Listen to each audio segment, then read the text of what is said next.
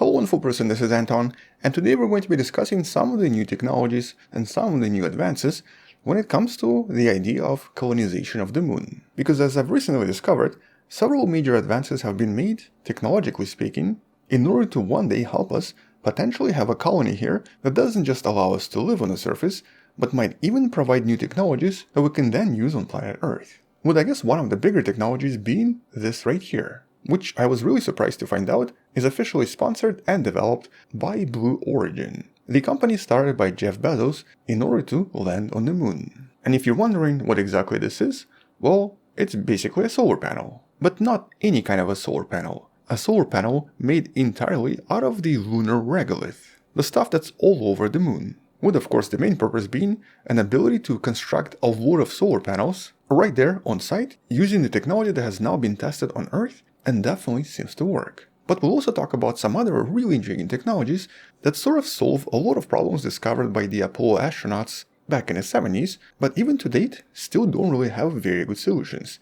Most of these problems are actually because of the lunar dust. And the lunar surface is covered in dust, and as the early astronauts discovered, it presents a huge problem. But one thing at a time. Let's start with this, the innovation from the Blue Origin. Something they've been working on since 2021. The technology providing the potential energy source for any long-term mission on the surface of the moon. And so what exactly did the team here figure out?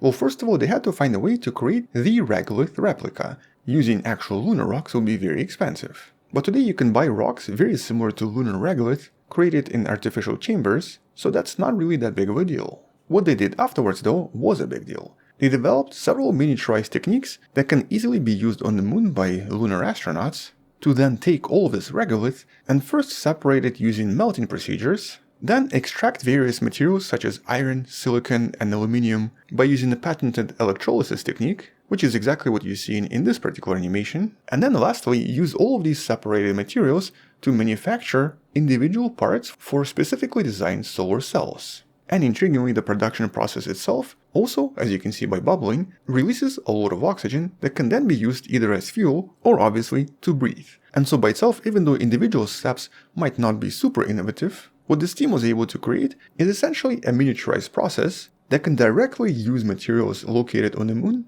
to create individual pieces needed for a typical solar panel, with every single process and every single step documented in a lot of detail. Although I guess it's this molten regolith electrolysis that makes this particular technique particularly interesting and particularly creative. Here the electric current separates the molten materials into individual elements, which intriguingly is able to create extremely purified silicon with levels required for a very efficient solar panel.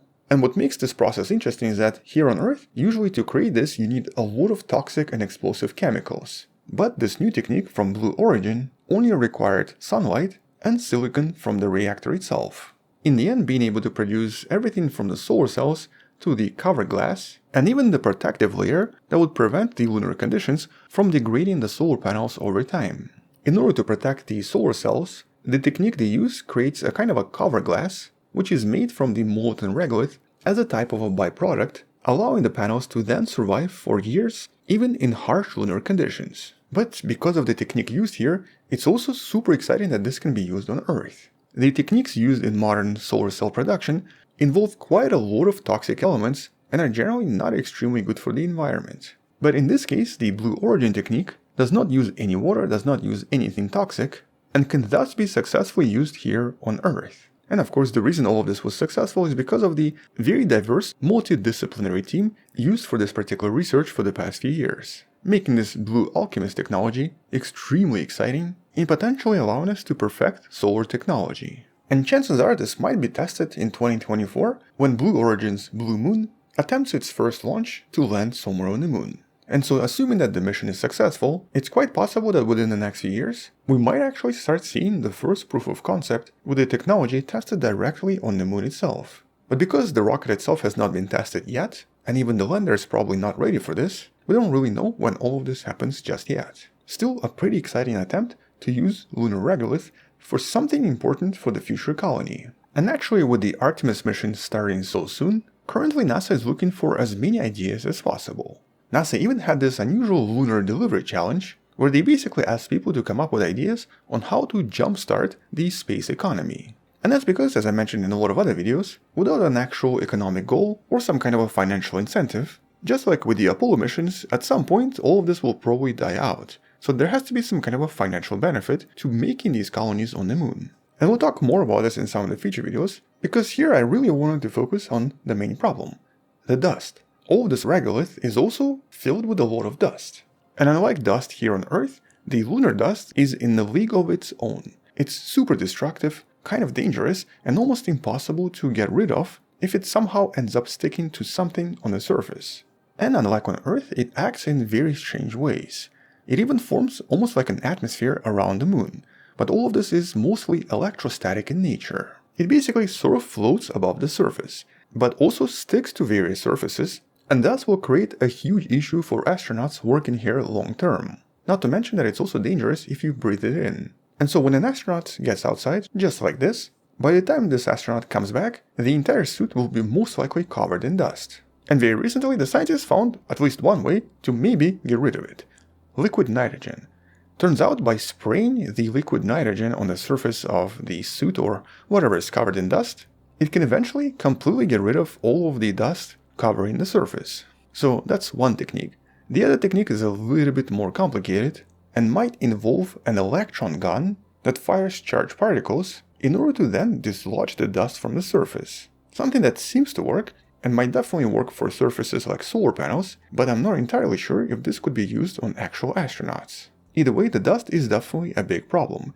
It's also a problem when there's a colony and a spacecraft lands nearby. And that's because during the landing, the engine is going to create quite a lot of exhaust, with a lot of tiny abrasive particles moving in every direction. But unlike Earth, where the atmosphere sort of stops these particles eventually, on the moon they'll keep going and move really fast. And so because of this, several different investigations focused on trying to find a way to build these landing pads without causing all of this dust to fly apart and to cause all of these problems for structures nearby. And you definitely would not want to be an astronaut like this person, standing somewhere outside when the rocket is landing. Now obviously one way is to have an actual physical landing pad somewhere on the surface, where everything can be done without worrying too much about the dust. But what do you do before all of this becomes possible? Well, one of the propositions is to use various types of injectors. For example, different particles that can actually be injected as the rocket itself is landing, which then blasts the surface of the moon, creating a very solid deposit on the surface, and thus allowing the landing to proceed without any dangerous ejections afterwards. It essentially creates the landing pad as the rocket is landing itself. And so far this idea has been tested and seems to work, but we don't really know if anything can go wrong, or if it actually would work during a real moon landing, as it's never been tested before. The simulations on Earth do seem to work though. This is the idea NASA refers to as the instant landing pads, and is currently being investigated as the main propulsion system for future landers, with the main advantage being the takeoff. Once the rocket is ready to leave, it will have its own landing pad that it can use, and it's unlikely to cause any problems to any of these structures nearby. Although it's not entirely clear if this could work for larger rockets as well. At the moment it's only been tested with much smaller landers. Alternative technique involves microwaves. Apparently, by blasting the location where the rocket is landing with relatively powerful microwaves, it will cause the surface of the moon to melt and harden dramatically, because a lot of minerals here have magnetic surface, specifically minerals like ilmenite. And in certain locations it can actually be up to 60% of everything as this unusual mineral. And so by firing microwaves in those locations, just like using a microwave oven to warm up your food, it might take a few minutes to basically melt the surface, creating a landing pad underneath. Now obviously it's not entirely clear how this can be used just yet, but in general similar techniques and of course similar ideas can also be used to then construct other things on the surface. For example, there are quite a lot of different concepts trying to work out if we can maybe build things like bricks or other construction materials using the lunar regolith, lunar rocks, and technologies like microwaves to essentially construct lunar colonies without bringing too much material by using just the stuff that's already there. Here's actually a really intriguing design where the habitat module is inside the ground. This is of course to protect the astronauts from radiation and from micrometeorites, but they still get a lot of sunlight because there are mirrors on top, which would create these very complex colonies underneath the lunar surface. This is actually probably one of the cooler designs I've seen so far, and is also something that could work on Mars in the future. But all of this would be made from lunar regolith and potentially melted either using microwaves or actually sunlight itself, by reflecting it in just the right way. Practically no energy required, and could end up in something absolutely incredible in the next decade or so. Assuming of course that the Artemis mission is going to succeed after all, and assuming that all of these predictions and all of these simulations are correct as well. But even if it's not successful on the moon, this can already make a huge difference here on planet Earth. A lot of these technologies can definitely work here, and in the future can provide us with a lot of alternatives to build things like solar panels without using toxic elements. But whether any of this is going to be successful, only time will tell. And so sometime in 2024, 2025, as we get closer to the first launch, we might know more. Until then, thank you for watching, subscribe, share this with someone who loves learning about space and sciences, check out other similar videos on the topic of moon exploration or Mars exploration in the description below. Maybe support this channel on Patreon by joining channel membership or by buying the wonderful person t-shirt you can find in the description. Stay wonderful, I'll see you tomorrow, and as always, bye bye.